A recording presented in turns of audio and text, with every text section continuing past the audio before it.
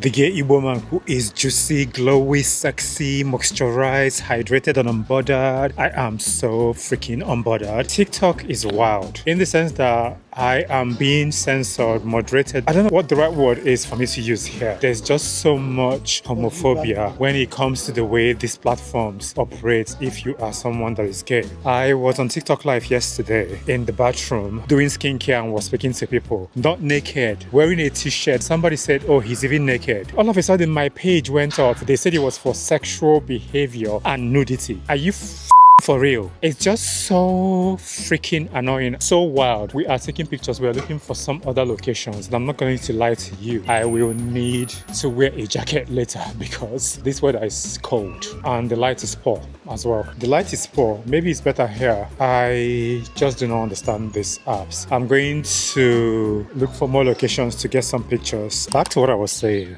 This is a platform, and even on other social media platforms, where I have received death threats. People have said to me that I will not die well. Trigger warning for anybody that has experienced any form of abuse or insult. I do apologize, but this is something that happens. And then whenever you respond, you are the one that TikTok or one of the social media platforms are censoring. At the end of the day, I am who I am, and you're not going to stop me from being who I am. I am an Igbo gay man. I am gay, I'm Igbo, I'm from Nigeria, I'm a black man, and you're not going to stop me from being a homosexual. No matter how much you insult me, I will still continue to be on TikTok and post my content and go on lives whenever I feel like it. We're looking for a third spot to get more pictures, and then we will go and get something to eat and then go and see my man's mother's friend. She lives about 20 minutes from where we are staying by train.